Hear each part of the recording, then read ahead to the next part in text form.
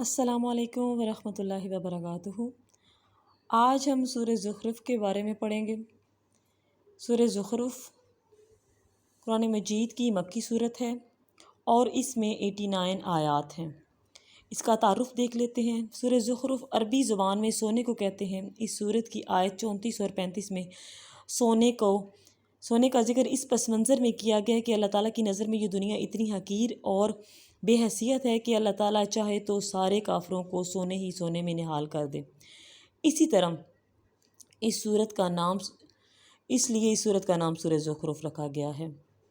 سونے چاندی مال و دولت کی اگر حیثیت ہوتی تو اللہ تعالیٰ یہ کافروں کو نہ دیتا۔ یہ اللہ تعالیٰ اپنے عزیزوں کو دیتا، اپنے پیاروں کو دیتا، اپنے پیغمبروں کو دیتا، اپنے نبیوں کو دیتا۔ اس کی حیثیت کوئی نہیں ہے۔ اگر حیثیت ہے کسی چیز کی تو وہ ہمارے نیک عمل کی ہے، اس دنیا میں بھی اور آخرت میں بھی۔ سورہ زخرف مکی زندگی کے آخری دور میں نازل ہوئی۔ مکی زندگی یعنی آپ صلی اللہ علیہ وسلم کی مکی زندگی۔ آپ صلی اللہ علیہ وسلم کی زندگی میں 2 ادوار تھے، ایک مکی زندگی کا دور اور ایک مدنی زندگی کا۔ پہلا دور مکی دور تھا جو انہوں نے مکہ میں گزارا، اسی مناسبت سے انہیں مکی زندگی کا دور کہتے ہیں، اور دوسرا تھا جو انہوں نے مدینہ میں گزارا، اسے مدنی زندگی کا دور کہا جاتا ہے۔ یہ وہ زمانہ تھا جب آپ صلی اللہ علیہ وآلہ وسلم کے خلاف قریش کی سازشیں اپنے عروج کو جا پہنچی تھیں۔ آپ صلی اللہ علیہ وآلہ وسلم نے جب نبوت کا اعلان کیا تو مکہ کے سارے لوگ آپ کے دشمن ہو گئے اور چند لوگوں کے سوا سب لوگوں نے آپ کے خلاف سازشیں شروع کر دیں۔ اس وجہ سے آپ نے مکہ میں بہت مشکل دور گزارا۔ سورہ زخرف کا مرکزی مضمون سورہ زخرف کا مرکزی مضمون شرک کی مذمت اور توحید کی اہمیت کا بیان ہے۔ مضامین دیکھ لیجئے۔ سورہ زخرف میں توحید اور شرک کا تفصیلی تذکرہ ہے۔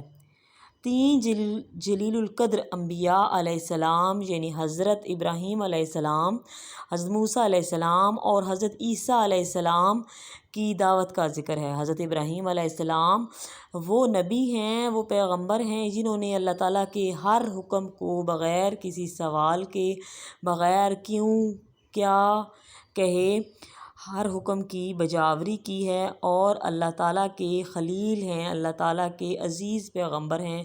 یہی وجہ ہے کہ ساری شریعتیں منقطع ہونے کے باوجود، سارے انبیاء کی شریعتیں منقطع ہونے کے باوجود آپ صلی اللہ علیہ وآلہ وسلم کے ساتھ ابراہیم علیہ السلام کی سنتیں ابھی تک بھی زندہ ہیں۔ حج کے موقع پر، عید الاضحیٰ کے موقع پر، درود شریف میں بھی آپ صلی اللہ علیہ وآلہ وسلم کے بعد حضرت ابراہیم اور ان کی آل پر سلام بھیجا جاتا ہے۔ حضرت موسیٰ علیہ السلام وہ پیغمبر ہیں جنہوں نے فرعون کی حکومت کا تختہ پلٹا۔ اس نے نبوت کا خدا ہونے کا جھوٹا دعویٰ کیا۔ اس نے بنی اسرائیل کو ظلم سے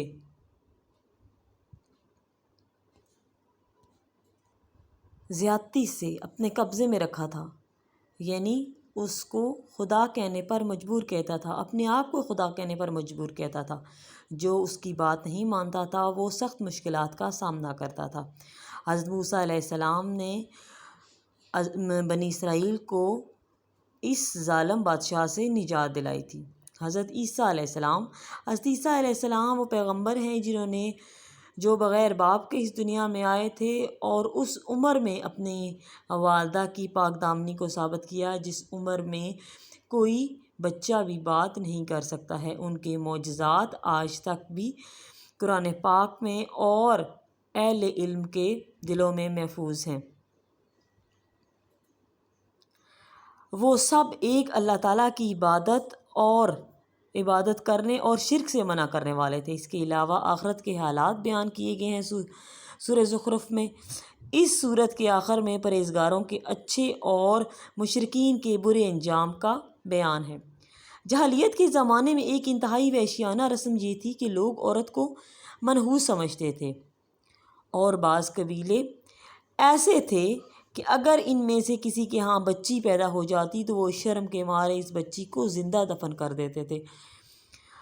جی ہاں، اسلام ہی وہ واحد دین ہے جس نے عورت کو مقام دیا، اس کی پیدائش سے لے کے اس کے مرنے تک مختلف رشتوں میں عزت کے رشتوں میں اس کو باندھا ہے، ہر رشتے میں اس کو عزت، احترام اور پیار ملا ہے، اور جو کہ اسلام نے دیا ہے، ہمارے پیارے آقا نے دیا ہے۔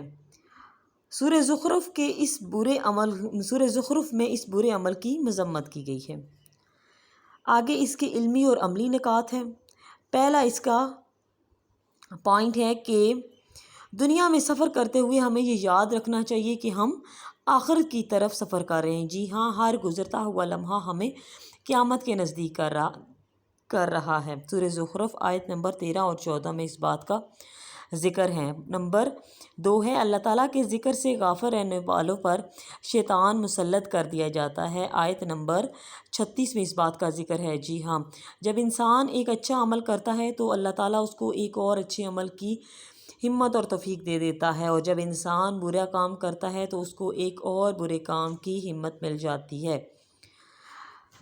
جی ہاں، نمبر 3 ہے جی، لوگوں کے درمیان اصل رشتہ ایمان اور تقوی کی بنیاد پر ہے۔ بالکل، ایمان اور تقوی کے ذریعے جو آپس میں جڑے ہیں، قرآن کے ذریعے جو جڑے ہیں، اللہ تعالیٰ کے ذکر اور اللہ تعالیٰ کی محبت میں جو ایک دوسرے کے ساتھ جڑے ہیں، وہ رشتے قیامت والے دن ایک دوسرے کے کام آئیں گے۔ باقی سب رشتے قیامت کے دن کھوکھلے ثابت ہوں گے۔ سورہ زخرف کی آیت نمبر 67 میں اس بات کا ذکر آیا ہے۔ پوائنٹ 4 ہے جی، قیامت کا علم صرف اللہ تعالیٰ کے پاس ہے۔ جی ہاں، قیامت کا علم صرف اور صرف اللہ تعالیٰ کے پاس ہے، کسی نبی پیغمبر کے پاس بھی اس کا علم نہیں ہے۔ اس بات کا ذکر خود اللہ تعالیٰ نے سورہ زخرف میں آیت نمبر 85 میں کیا ہے۔ جی اب اس کی مشق کو دیکھ لیتے ہیں۔ سوال نمبر 1 ہے جی، درست جواب کی نشاندہی کریں۔ زخرف کا معنی ہے سونا، چاندی، تانبا یا سیسا، تو اس کا درست جواب سونا ہے۔ اللہ تعالیٰ کی نظر میں یہ دنیا ہے، نمبر 1 بہت قیمتی، نمبر 2 بے حیثیت، نمبر 3 بڑا خزانہ، نمبر 3 قیمتی سرمایہ، تو اس کا درست جواب ہے بے حیثیت۔ سوال نمبر 3 ہے، جاہلیت کے زمانے میں لوگ منحوس سمجھتے تھے، بوڑھوں کو، بچوں کو، جانوروں کو، عورتوں کو، تو اس کا درست جواب ہے عورتوں کو۔ سورہ زخرف میں تفصیلی تذکرہ ہے نماز کا، روزے کا، حج کا، توحید اور شرک کا، تو اس کا درست جواب ہے توحید اور شرک کا۔ 5واں پوائنٹ ہے جی، رشتوں کی اصل بنیاد خون کا رشتہ ہے، حسب و نسب کا، قومی رشتے کا، ایمان اور تقوی کا۔ جی ہاں، ایمان اور تقوی ہے۔ ایمان اور تقوی ہی ہر چیز ہے جو دنیا اور آخرت میں ہمیں کام آئے گا۔ جی اس کا سیکنڈ کوسچن ہے، مختصر جواب دیجیے، سورہ زخرف کو یہ نام کیوں دیا گیا، تو اس کا جواب دیکھ لیتے ہیں۔ جی اس کا جواب یہاں سے ہے۔ اس سورت کی آیت 34 اور 35 میں سونے کا ذکر اس پس منظر میں کیا گیا ہے کہ اللہ تعالیٰ کی نظر میں یہ دنیا اتنی بے حیثیت اور حقیر ہے کہ اللہ تعالیٰ چاہے تو سارے کافروں کو سونے ہی سونے میں نہال کر دے، اسی لیے اس سورت کا نام سورہ زخرف رکھا گیا ہے۔ جی مختصر سوال نمبر 2، سورہ زخرف کا خلاصہ تحریر کیجیے۔ جی اس کا آنسر صرف اتنا آئے گا، سورہ زخرف کا مرکزی مضمون شرک کی مذمت اور توحید کی اہمیت کا بیان ہے۔ سوال نمبر 3 دیکھ لیتے ہیں، سورہ زخرف کے علمی اور عملی نکات میں سے 2 تحریر کیجیے۔ جی اس کے علمی اور عملی نکات میں سے، یہ اس کے 4 نکات ہیں، ان میں سے کوئی بھی آپ 2 کر سکتے ہیں۔ سوال نمبر 4 ہے، مختصر دنیا میں سفر کرتے ہوئے ہمیں کیا یاد رکھنا چاہیے؟ یہ علمی اور عملی نکات کا فرسٹ پوائنٹ ہے، دنیا میں سفر کرتے ہوئے ہمیں یہ یاد رکھنا چاہیے کہ ہم آخرت کی طرف سفر کر رہے ہیں۔ یہ مختصر جو چوتھا سوال ہے اس کا یہ جواب ہے، فرسٹ پوائنٹ علمی اور عملی نکات کا۔ سوال نمبر 5 مختصر سوالات میں سے قیامت کا یقینی علم کس کے پاس ہے؟ علمی اور عملی نکات کا جو لاسٹ پوائنٹ ہے، قیامت کا علم صرف اللہ تعالیٰ کے پاس ہے، یہ اس کا آنسر ہے، اور یہ ساتھ لازمی لکھیے گا، سورہ زخرف آیت نمبر 85۔ سوال نمبر 3 دیکھ لیجئے، مندرجہ ذیل قرآنی الفاظ کا ترجمہ لکھیے۔ یہ اس کے الفاظ ہیں، لائن، ان کا ترجمہ پیچھے دیا ہوا ہے، السماء سبحانہ، جعل بلدۃ سخرہ، ان کے ادھر جوابات دیے ہوئے ہیں، یہ دیکھیں، لائن اگر، جعل اس نے بنایا، سخرہ تابع کر دیا، اور ان میں باقی بھی بلدتن شہر، سبحانہ پاک، یہ اور بھی اس کے الفاظ کے معنی دیے ہوئے ہیں اور ان الفاظ کا ترجمہ بھی بتایا گیا ہے۔ سوال نمبر 4 ہے درجہ ذیل آیات قرآنی کا بامحاورہ ترجمہ لکھیں۔ تو پہلی آیت ہے جی آیت نمبر 10، الذی جعل لکم الارض مہدا وجعل لکم فیہا سبلا لعلکم تہتدون۔ تو یہ آیت نمبر 10 ہے، ہم پیچھے سے دیکھ لیتے ہیں اس کا ترجمہ۔ جی یہ آیت نمبر یہ 10 ہے اور اس کا ترجمہ یہ دیا ہوا ہے، الذی وہ جس نے، جعلا بنایا، لکم تمہارے لیے، ارضا زمین، مہدن فرش، وجعلا اور بنایا، لکم تمہارے لیے، فیہا اس میں، سبلن راستہ، لعلکم تاکہ تم تہتدون راہ پا سکو۔ جی آیت نمبر 2 دیکھ لیں، یہ آیت نمبر 13 ہے، ہم دیکھ لیتے ہیں پیچھے سے اس کا ترجمہ۔